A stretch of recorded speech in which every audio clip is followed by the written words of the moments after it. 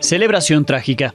Los festejos en Tlalchapa, Guerrero, con motivo del Día de la Virgen de Guadalupe, terminaron en tragedia luego de que la pirotecnia les explotara, dejando 3 niños graves y más de 30 heridos. Por favor, nuevamente a los diputados que puedan ir a las zonas de sus grupos parlamentarios. Desvelados, la aprobación del presupuesto de egresos de la Federación por la madrugada dejó certeza para la presidenta, incertidumbre para el INE y críticas a los diputados que parecían en fiesta decembrina más que legislando. Advertencia a la tropa. El general secretario Ricardo Trevilla advirtió a los elementos del ejército alejarse de cualquier tipo de involucramiento con criminales. Quien ande metiéndose con la maña será considerado traidor sin honor, les dijo. Detenido en la India. Empresario mexicano lleva 6 años detenido en la India. Busca revertir la sentencia de 20 años que le pusieron por tráfico de drogas, tras haber sido obligado a inculparse. Su familia contó a Milenio el infierno que están viviendo.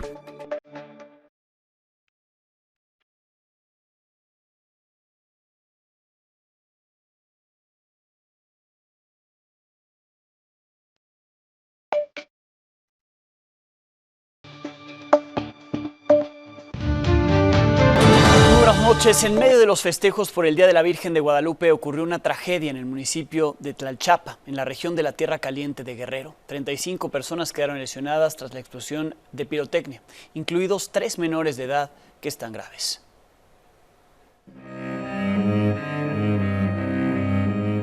Estas fueron las huellas que dejó una celebración que terminó en una tragedia en la capilla de San Antonio de Padua, ubicado en la colonia Cuauhtémoc de Tlalchapa, Guerrero. Alrededor de las 5 de la mañana de este jueves 12 de diciembre, habitantes se encontraban realizando una velada y cantándole las mañanitas a la Virgen de Guadalupe, cuando una acción fortuita con pirotecnia dejó a varias personas heridas, entre ellas menores de edad.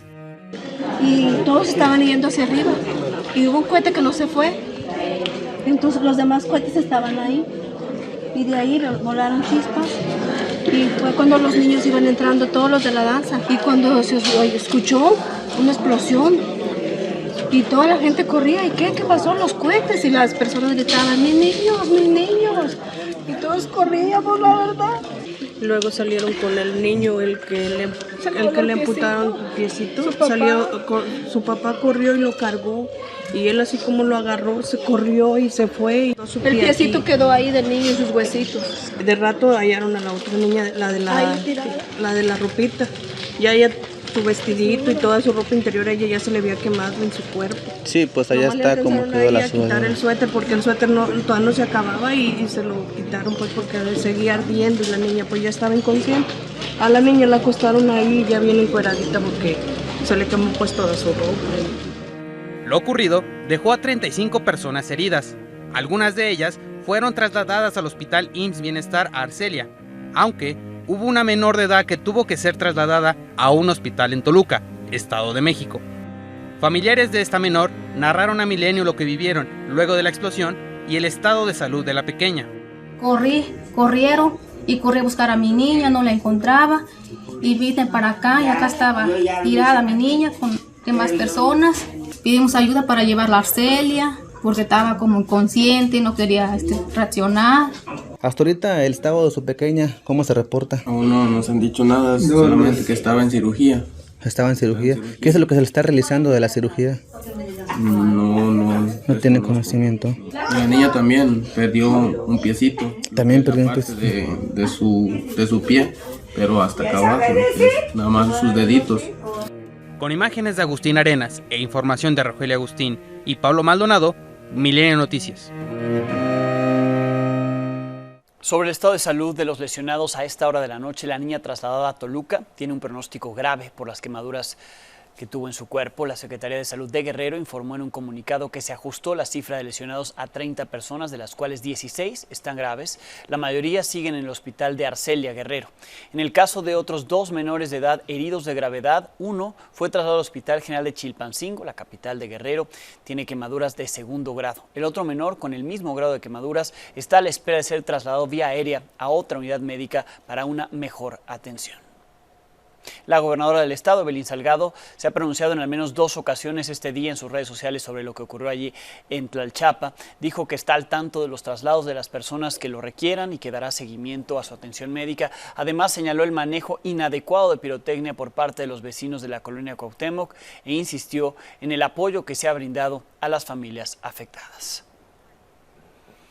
Por la madrugada, como ya es costumbre en esta legislatura, la Cámara de Diputados siguió sesionando para aprobar el presupuesto de egresos de la Federación 2025. Al respecto, la presidenta Claudia Sheinbaum dijo en un video que los programas sociales, las necesidades de la ciudadanía y la elección judicial están garantizados. Es un presupuesto que garantiza todos los programas de bienestar, todos. Está garantizado todo lo que es necesario para las y los mexicanos. Y también está garantizada la elección el próximo año, que es el 1 de junio, para jueces, juezas, magistradas, magistrados, ministros y ministras de la Suprema Corte de Justicia de la Nación. En el INE no están tan optimistas, así reaccionó la consejera presidenta Guadalupe Tadei al recorte de 13,000 millones de pesos al presupuesto que recibieron por parte de la Cámara de Diputados. El INE tiene que acatar también esta atribución que tiene la Cámara de Diputados, que ante una posible necesidad extraordinaria habremos de tocar las puertas nuevamente al Congreso para que se nos haga una ampliación presupuestal si así se requiere. No entendería por qué tendríamos que estar pegando saltos de berrinche. No es eso. Es preocupante, es severo el recorte, es alto el recorte, históricamente es el más alto, sí, hay que reconocerlo. Por eso digo, respeto a la decisión y atribución del Congreso en su Cámara de Diputados de la aprobación del presupuesto, aunque no la comparta. Entre los ajustes para la elección judicial que hará el INE con menos presupuesto, se planteó no instalar 172,000 casillas, sino 80,000 centros de votación, es decir, menos de la mitad de las casillas que se instalaron en el proceso electoral federal de 2024 y algo parecido a los centros de votación del proceso de revocación de mandato que hubo el sexenio pasado. Esto generará, por ejemplo, que si una casilla quedaba a 1 cuadra de su casa, de nuestras casas, ahora nos quedará a 5 o 10 calles, dependiendo del centro de votación que toque, y eso pues abarcará, por supuesto, mucho más población. Más fila y más tiempo de espera. El INE tampoco contrataría a los 50,000 supervisores y capacitadores electorales que se requieren para preparar a los funcionarios de casilla. Si de por sí va a estar complicada la elección judicial con tantos cargos, pues ni los propios capacitadores podrán decirle a los funcionarios de casilla cómo trabajar. Recordemos que de los 40,000 millones de pesos solicitados por el INE para el 2025, le aprobaron 27,000 millones en la Cámara de Diputados. De ese total, 7,000 millones corresponden a las prerrogativas de los partidos políticos, lo que se gastan los partidos políticos cada año. Por ley, no les pueden quitar ese dinero, por lo que el instituto tendrá 20,000 millones de pesos para gastar. El INE había solicitado de todo su presupuesto 15,000 millones para su presupuesto base y la cartera de proyectos, por lo que entonces, si utiliza todos esos 15,000 millones que tenía presupuestados, le quedan solo 5,000 millones de pesos para toda la organización de la elección judicial, para la cual había solicitado 13,000 millones de pesos. Otro órgano que también reclamó fue el Instituto Federal de Telecomunicaciones. En un comunicado dijo que la drástica reducción de 70% a lo que pidió pone en riesgo, pues eso no le permitirá operar en los próximos 6 meses antes de que entre en vigor la reforma con la cual desaparecerá el instituto. Señaló que se deben respetar los derechos de su personal hasta que éste sea transferido a los nuevos entes gubernamentales que asumirán sus funciones, por lo que pidió considerar la asignación de más recursos para así cumplir con sus tareas. El presupuesto fue aprobado en la Cámara de Diputados en medio de acusaciones que terminaron en pleito. Ya de madrugada desvarían e hicieron todo un ridículo legislativo.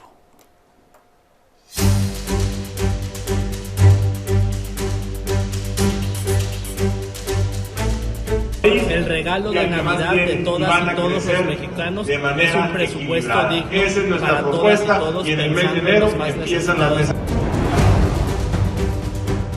Presidente AMLOcho, por aquello de Pinocho, su austeridad es sin duda una mentira, como las miles que dijo el mitómano mamarracho al que veneran. Cada vez que sube a la tribuna nos insulta constantemente. ¡Qué delicado! Y eso obviamente tendrá su respuesta. Adelante, diputado.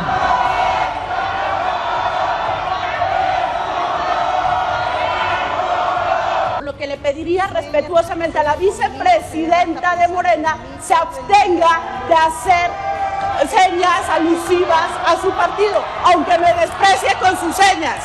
Su responsabilidad es ser vicepresidenta. 12 banqueros en deuda pública. Pedía el sinvergüenza de Zedillo. Le pido a los diputados que están en el pasillo central me ayuden a desalojarlo para ir a sus lugares. Que hiciera un atento llamado para que se quedaran aquí en el salón quienes son diputadas y diputados y quienes están autorizados para lo mismo, porque es evidente que hay más que nosotros los que estamos autorizados. Creo que tienes que pedirle a los de resguardo que efectivamente saquen a todos los que no son diputados y diputadas y que verifiquen si hay porros y si hay borrachos de ese lado. Todos los del PAN nos vamos al alcoholímetro. No hay ningún borracho del PAN aquí, pero eso no lo puede decir ni el PT ni Morena, porque ahí están los pasillos. A Morena le vale madre si llegas viva o vivo a tu casa. Y así como me están apuntando en este momento, así nos apunta este gobierno a todas las familias de este país. El diputado que está a mi izquierda me está diciendo que si no escucho la rayada de madre que él me está diciendo. Por favor, nuevamente a los diputados que puedan ir a las zonas de sus grupos parlamentarios. Recordaré la frase de don Porfirio Muñoz Ledo: chinguen a su madre. ¡Qué manera de legislar! Como decía el gran Porfirio Muñoz Ledo, chinguen a su madre. ¡Qué manera de legislar! Y como dijo Porfirio, señores, ya para qué se lo repito, ya se lo saben. Aprobados por 353 votos los artículos y anexos reservados en términos del dictamen. Hemos concluido este primer periodo de sesiones en una legislatura y un periodo que podemos calificar como intenso e histórico.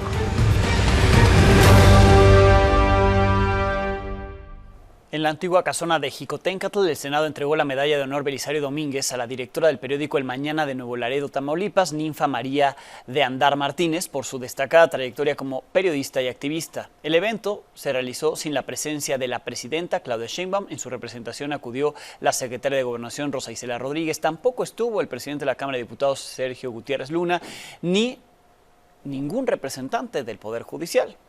La galardonada y su hija agradecieron la distinción, pero refirieron al expresidente Andrés Manuel López Obrador diciendo que el reconocimiento debería ser para él. Ahí estamos a sus órdenes, compañeros. Y si quieren nos vamos con Andrés Manuel, ¿verdad? A la chingada.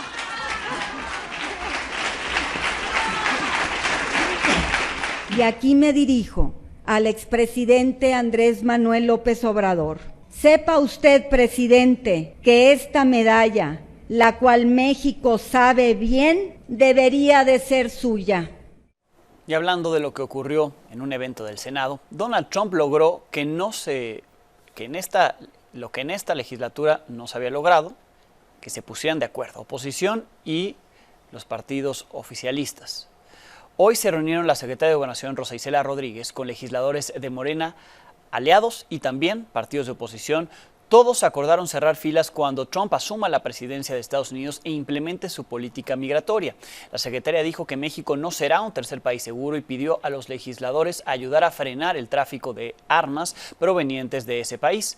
Senadores del PAN, del PRI, Movimiento Ciudadano afirmaron que México es primero y que se defenderá la soberanía del país.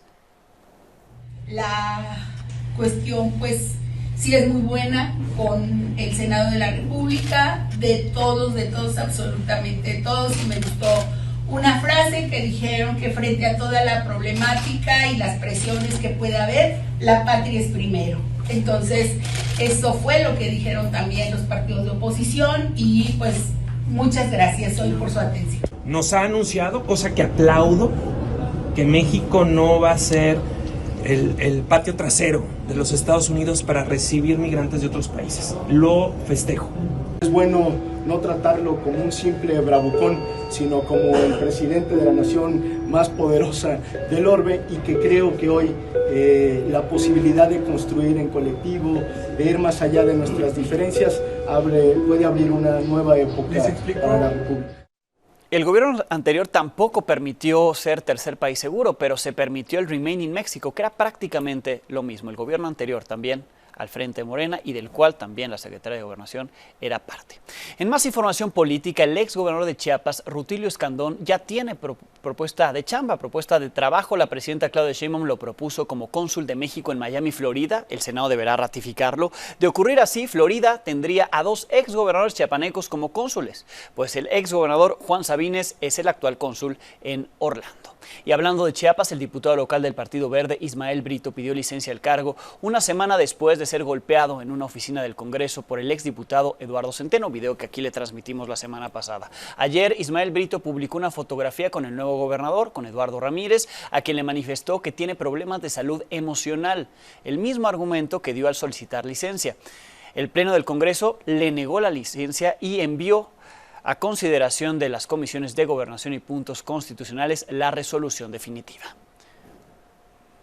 La Organización Estadounidense de Datos sobre Ubicación y Eventos de Conflictos Armados publicó su índice 2024, según el cual México es el país sin guerra más violento del mundo. En este ranking, México se ubicó en el 4º lugar, solo superado por países como Palestina, Birmania y Siria, todos ellos con conflictos armados dentro de su territorio. Según este informe, la violencia en México se debe a una confrontación parecida a una guerra civil, así lo dice el informe, entre cárteles de la droga. Revela también que tan solo en el último año se han registrado más de 8,000 muertes por violencia política. En este contexto, el secretario de la Defensa Nacional de México, el general Ricardo Trevilla Trejo, le pidió a un centenar de soldados no caer en la tentación de ingresar a las filas del crimen organizado por dinero. Así se ve y escucha en un video cuya fecha de grabación es incierta, pero que habría ocurrido después de un enfrentamiento con criminales. Ahí les advirtió que quien lo haga sería un traidor. Por cierto, no vayan a andar malandreando, metiéndose con la maña. Los que lo hagan ustedes, formen directa o indirectamente algún anónimo, porque esos traidores, porque esos son, no sé si lo sabrá aquí, ustedes sabrán, pero son traidores que están exponiendo la vida de ustedes por unos miserables pesos que les da la delincuencia, no tienen honor. Entonces no se arriesguen e informen. Vamos a estar tras de ellos para que no anden haciendo cosas, porque me preocupa mucho el bienestar de ustedes. En Guanajuato esta madrugada fueron localizados los cuerpos de 7 personas en la carretera que une los municipios de Yuriria y Salvatierra. Los restos fueron abandonados en la batea de una camioneta pick-up sin placas, la que además tenía distintos impactos de bala. Al lado de este vehículo se encontró una manta firmada por el cártel Jalisco Nueva Generación. En Michoacán, más violencia. Anoche fue asesinada una pareja de nacionalidad estadounidense cuando iba en su auto en el municipio de Angamacutiro. Hombres armados los atacaron a balazos, llegaron hace un mes para pasar la Navidad con su familia. Una de las personas que fue asesinada fue identificada como Rafael Cardona, quien sería cuñado del alcalde de ese municipio, Hermes Pacheco. Debido al ataque, las autoridades municipales decidieron suspender las fiestas de diciembre, donde se iba a conmemorar el 193 aniversario del municipio con desfiles y con bailes. También en Michoacán, hace unos momentos se restableció la circulación en la autopista Siglo XXI, luego de permanecer bloqueada por más de 12 horas y por segundo día consecutivo por habitantes de la comunidad de San Ángel Surumucapio. Exigen la aparición de un productor de aguacate, de Javier García, y de su empleado Enrique Campos, quienes habrían sido secuestrados por hombres armados desde el martes. Esta mañana el secretario de Gobierno, Carlos Torres, y el de Seguridad, los dos de Michoacán, Juan Carlos Oseguera, se trasladaron a esta comunidad para establecer una mesa de diálogo con representantes de la misma. No lograron liberar la vialidad durante el día, pero como se lo informé, ya esta noche quedó liberada. La crisis de secuestros también está en Zacatecas. En ese estado, el fin de semana secuestraron a 7 personas. Entre las víctimas está un químico farmacobiólogo que hoy fue encontrado asesinado y con huellas de tortura. La historia es de Omar Hernández.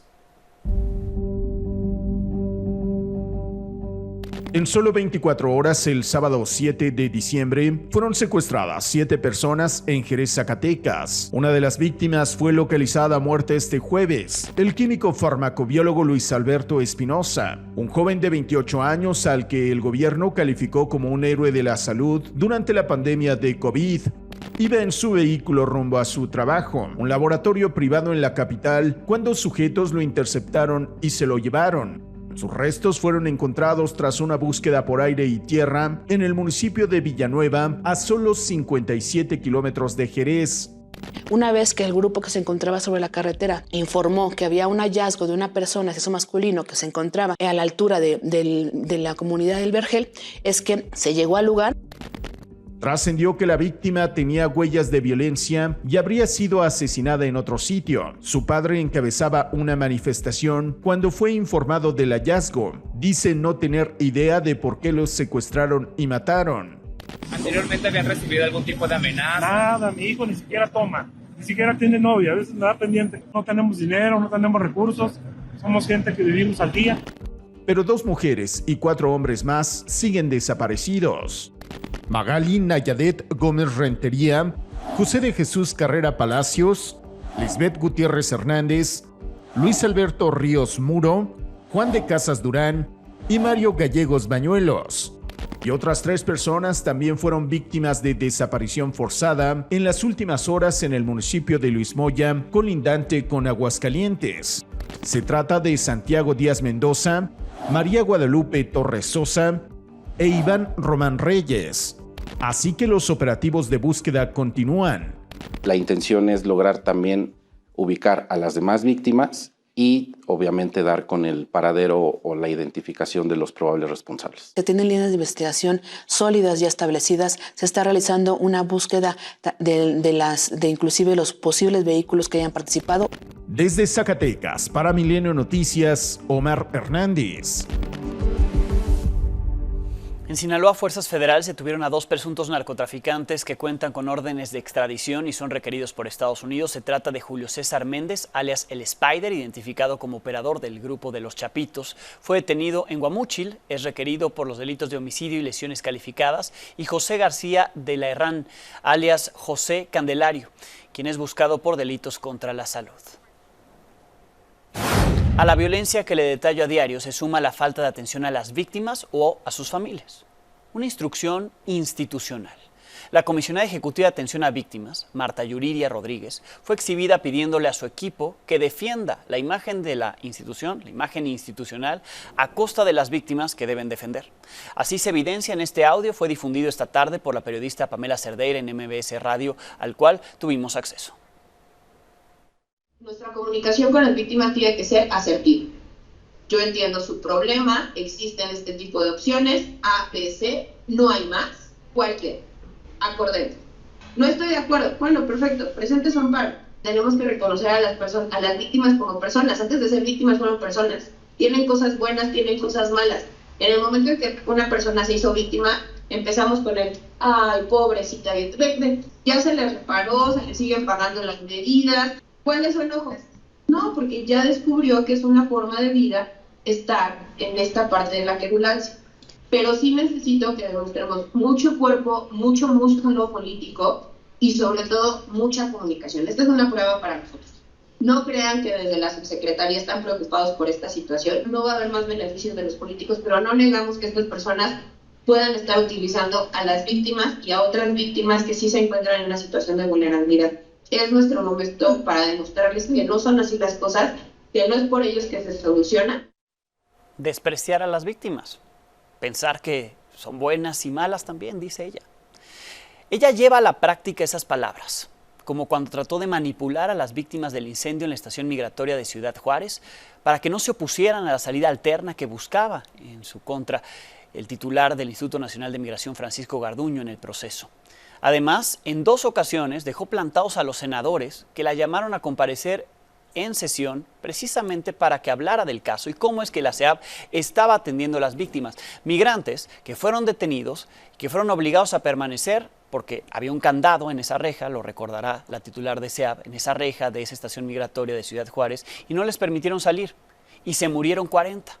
Y las familias, según esta titular de la CEAP, pueden ser buenas o malas personas. Recordemos cómo esta misma titular que sigue en el cargo, a pesar de todo esto, sigue ahí en el cargo, se comportaba hace unos meses con este caso. Que nos dijeron, no se junten con Defensoría Pública, porque eso va a hacer que el caso se tarde demasiado. Entonces, con nosotros que somos CEAP, va a hacer que eso pase algo así, no mucho tiempo. Entonces, nosotros empezamos a dudar. Parecería tautológico que alguien que tiene que atender no sea ni siquiera capaz de presentarse. Para coaccionar a las víctimas, la titular, Yuridia Rodríguez Estrada, sí manda una brigada, pero para venir a rendir cuentas no. Debe comparecer en la siguiente semana y si no tenemos que desde el Senado pronunciarnos y exigir la renuncia. Nunca se ha parado a acompañar a las víctimas. O sea, digo, ¿para qué quieren un cargo? En información del caso Iguala, una jueza federal ordenó liberar a Javier Bello Orbe, ex comandante de la Policía Ministerial de Guerrero. El exmando abandonó el penal del Altiplano en el Estado de México porque, a decir de la jueza, la Fiscalía General de la República no pudo acreditar su participación en la noche de Iguala, el día de la desaparición de los jóvenes. Las acusaciones en su contra estaban basadas en los testimonios de los testigos protegidos Juan, Carla y Samuel. Según la Fiscalía, Javier Bello usó su patrulla para cerrarle el paso al autobús 1531, además de lanzar gas lacrimógeno a los normalistas. Sin embargo, la jueza señaló que los testigos nunca se refirieron a él por su nombre o algún alias, por lo que ninguna de las 120 pruebas presentadas es suficiente. 120 pruebas para la jueza no son suficientes para investigarlo por los delitos de desaparición forzada y delincuencia organizada. Para algunos exfuncionarios con conocimiento de la investigación del caso Iguala, esta liberación es una derrota para la Fiscalía General de la República y para la Fiscalía Especial que lleva el caso Ayotzinapa. Comentaron en este espacio que la acusación contra el comandante presenta fallas evidentes, pues Javier Bello y el ex agente Eliogenay Salvador fueron acusados por algo que sí ocurrió, en referencia a que el camión donde se trasladaban los normalistas fue bloqueado para después llevárselos en camionetas de policías municipales. Sin embargo, según consta en la recomendación de la CNDH del 2018 sobre el caso, los responsables de eso fueron agentes municipales de Iguala y de Huitzuco. Entonces, ¿cuál fue la participación de Javier Bello en el caso Iguala? Él y el agente Salvador tenían nexos con el grupo Guerreros Unidos y esa noche estuvieron presentes en el puente del Chipote, por lo que presenciaron el actuar de los agentes municipales que detuvieron y trasladaron a los normalistas. Hubo una omisión de su parte. Sin embargo, pues esto no se acreditó por parte de la oficina o de la Fiscalía y la jueza pues lo liberó. Hablando de personas ligadas con Guerreros Unidos, el fin de semana fue asesinado en Puebla Jesús Martínez Brito, alias El Marranero. Ex integrante de ese grupo criminal, estaba en una boda cuando hombres armados llegaron al estacionamiento, le dispararon cuando intentó escapar. Él operaba en los municipios de Iguala y Huitzuco, estuvo detenido en el 2011 por posesión de armas de uso exclusivo del ejército, después fue liberado, trabajó para Guerreros Unidos, después del caso Iguala y la desintegración de ese grupo delincuencial, se convirtió en el líder de la organización criminal La Bandera, una escisión de Guerreros Unidos. El Marranero trabajó de la mano con Carlos Flores Asensio, La Beba, o el primo, ligado al presunto asesinato e incineración de normalistas de Ayotzinapa. Según da cuenta la investigación incluida en la recomendación de la CNDH sobre el caso, así sería el vínculo que tendría este sujeto con la desaparición de los normalistas. El exsecretario de Seguridad Pública de México, Genaro García Luna, fue trasladado del Centro Metropolitano de Detención en Brooklyn, Nueva York, al Centro Federal de Traslados en Oklahoma City. En tanto se determina cuál será la prisión en la que pase el resto de su condena, tras ser sentenciado a 38 años de prisión. Fuentes cercanas a la defensa de García Luna confirmaron en este espacio que el traslado hacia Oklahoma fue una petición de su abogado, César de Castro, pues si bien García Luna tenía la posibilidad de quedarse en Brooklyn esperando una resolución de traslado hacia Washington, D.C., como solicitó la defensa y su familia, lugar cercano a donde reside la familia de García Luna, la defensa prefirió solicitar este traslado hasta Oklahoma, pues en la prisión de Brooklyn hay muchos incidentes y problemas, así nos dijeron. Su ficha indica que saldría en el 2052 si obtiene una reducción por buena conducta, de lo contrario podría salir hasta el 2059 cuando se cumplen los 38 años que le dieron de condena. Con el inicio de las fiestas decembrinas, la Secretaría de Seguridad Ciudadana de la Ciudad de México anunció nuevas sanciones para quien conduzca alcoholizado. Además del arresto de 20 a 36 horas, ahora la licencia de conducir será suspendida por 1 año y en caso de reincidencia será cancelada indefinidamente. Además, los vehículos serán trasladados directamente al corralón y serán devueltos tras cumplir las horas de arresto. Con estas nuevas medidas buscan reducir el número de accidentes registrados durante estas fechas. También en la Ciudad de México, el gobierno de la capital anunció el C5 del agua y la línea H20. ¿Qué es esto? Un nuevo modelo basado en el C5 de seguridad, con el cual las autoridades buscan atender de manera eficiente e inmediata las fugas y emergencias relacionadas con agua en la capital. 1.400 cámaras instaladas en puntos estratégicos que monitorearán alrededor de 14.000 kilómetros de redes de agua potable. Y con este programa, las autoridades prometen atender los casos de fugas en menos de 24 horas. Mientras tanto, en el municipio de Tulum, en Quintana Roo, un destino turístico que recibe a miles, si no es que millones de turistas, sí, nacionales, pero también extranjeros, pues tiene las calles hechas un desastre. Cenotes o baches. La historia es de Omar Brito. El municipio de Tulum es uno de los centros turísticos en México que más ha crecido en los últimos años. El nuevo aeropuerto ha sumado a que el flujo de turistas nacionales e internacionales sea exponencial. Pero al parecer, los gobiernos local, estatal y federal no han podido resolver un problema que afecta a todos.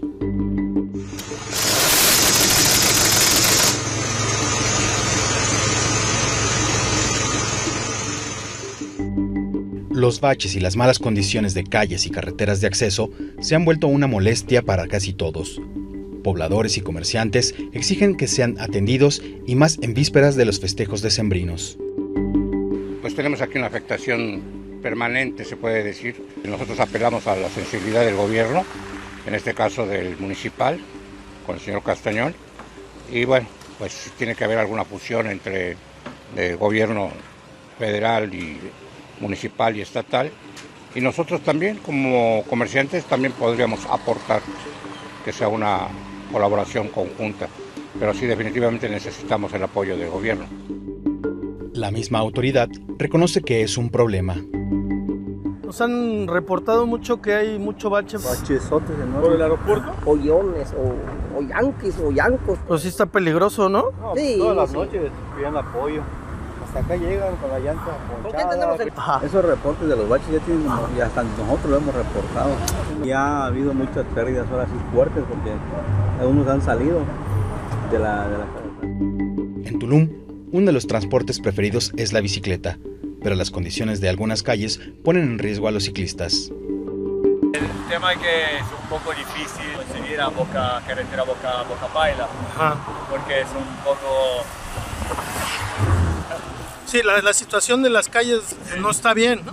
No, bueno, tenía que arreglarlo. Como hicieron todo ahí perfecto, no sé por qué no han podido seguir. Está peligroso, ¿no? Incluso. En redes sociales, el municipio afirma que atienden el problema, pero es evidente que no se hace lo suficiente. Milenio buscó al alcalde Diego Castañón, pero su oficina de prensa dijo que no podía atendernos. Sí hay algo de baches por acá. Desde Quintana Roo, con información de Omar Brito e imágenes de Alejandro Ontiveros, Milenio Noticias. Jorge Solís Fernández es un empresario mexicano que fue detenido hace 6 años en la India. Lo acusaron injustamente de traficar drogas tras ser torturado y obligado a firmar papeles que lo inculpaban. Su familia busca revertir la condena. La historia es de Ángel Hernández.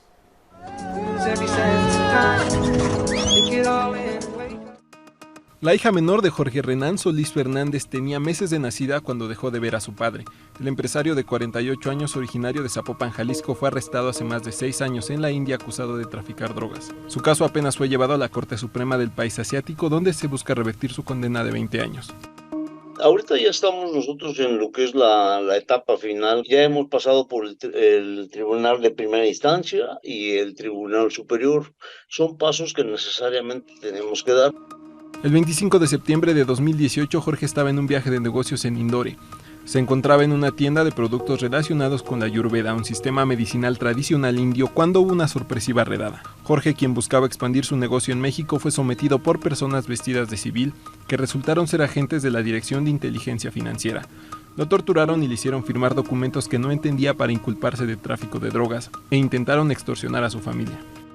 Ellos, a través de mensajes por el WhatsApp o también por las videollamadas, estuvieron enseñando una foto del policía con Jorge y con un letrero en donde tenían puesto una cantidad de $500,000 para que dejaran en libertad a Jorge. El agente Sandeep Verma, quien participó en la detención, ha sido acusado de extorsionar a otras personas. La nueva apelación ante la Corte Suprema de la India ha traído nuevas esperanzas para Jorge. Él se encuentra positivo, como de igual forma que nos encontramos nosotros, pero ya con lo que hemos vivido ahorita nosotros en 3 meses que llevamos aquí en India, pues existen muchos imprevistos. El padre y la madre de Jorge llevan 3 meses en Indore, pendientes del avance del caso, pero ahora con la apelación deberán trasladarse a Delhi, sede de la Corte Suprema, y los gastos que esto representa. Hemos tenido que vender la casa que tenía Jorge. En mi caso, por ejemplo, tuvimos que hipotecarla de nosotros para obtener el recurso de todo esto, porque pues, sí, es una cantidad importante que ahora, sacando cuentas, ha rebasado lo que nos pedían de extorsión. Para Milenio Noticias, Ángel Hernández. ¡Eso!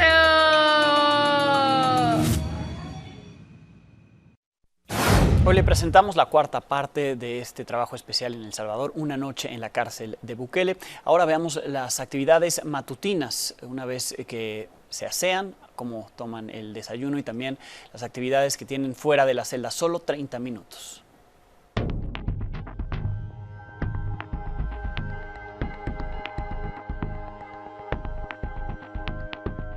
Luego del aseo, transcurrieron 2 horas hasta que recibieron el desayuno. Siempre comen con las manos, pues por seguridad nunca les dan cubiertos. El director quiso dejarnos claro a quiénes teníamos enfrente.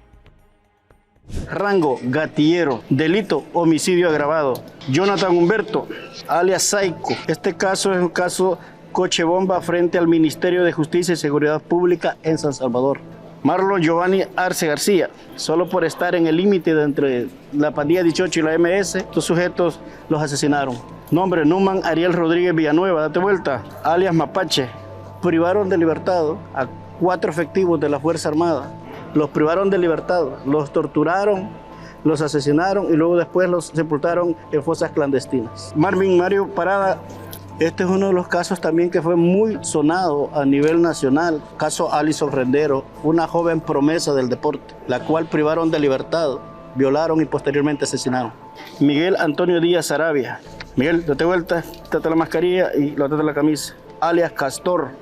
Según las investigaciones, el sujeto fue quien dio la orden de asesinar a los 4 soldados del caso Vista Lago. Se nos permitió hablar con uno de los internos. Permaneció esposado y custodiado en todo momento. A sus 41 años, recordó por qué ingresó a la pandilla, lo que es estar detenido en el SECOT y lo que jóvenes, como su hijo, deben tomar en cuenta antes de pensar en ser pandilleros. Ingresé en el 2003, ingresé a la Mara Salvatrucha 13. Le hicieron un daño los 18 a mi madre, entonces ahí donde guardé bastante rencor y me inducía a buscar lo malo, a buscar a una pandilla que me acompañara a mí para hacer lo malo también en contra de aquellos que un día me hicieron daño a mi familia. Vengarse, entonces. Si le pudiera dar un mensaje a los jóvenes para no tomar esas decisiones, ¿qué les diría? Busquen mejor hacerle caso a sus madres, a sus padres, porque en verdad es difícil pasar todo tu tiempo encerrado en una celda. Uno se hace el fuerte durante el día, pero en la noche, cuando uno está a solas, solo recapacita de que hemos desperdiciado nuestra vida. ¿Cuántos años le dieron? Me dieron 100 años me pusieron. ¿Nunca va a salir de aquí? Así como se ve, está difícil para que uno salga. Por su peligrosidad, no salen de sus celdas más que 30 minutos al día, en bloques, para actividades físicas y de reflexión. Ese fue el último momento que tuvimos frente a ellos, ahí sentados. Se veían arrepentidos y hasta motivados, aún sabiendo que tienen sentencias que van de 30 a más de 200 años de cárcel, y que por haber sido pandilleros y catalogados como terroristas, el gobierno está convencido que nunca saldrán libres. Y así salimos del módulo 4, es la última vez que ingresamos dentro de este recorrido, después de haber tenido una breve entrevista con una de las personas que están aquí privadas de su libertad, parte de su testimonio y por supuesto también las actividades que se realizan por la mañana al interior del Centro de Confinamiento del Terrorismo aquí en El Salvador.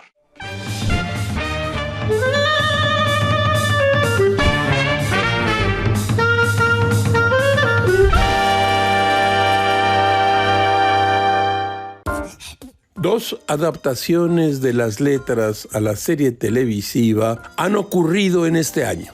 Pedro Páramo y 100 años de soledad. Gamés buscó su libro de la literatura al cine, José Luis Sánchez Noriega, del año 2000. Escuche usted estas dos cápsulas. Una obra literaria y un filme tienen en común su condición de relato o narración de unos sucesos reales o ficticios encadenados de acuerdo a una lógica, ubicados en un espacio y protagonizados por unos personajes que se caracterizan por poseer un principio y un final. Diferenciarse del mundo real, ser contados desde un tiempo y referirse a ese o a otro tiempo. Ahora escuche usted esto.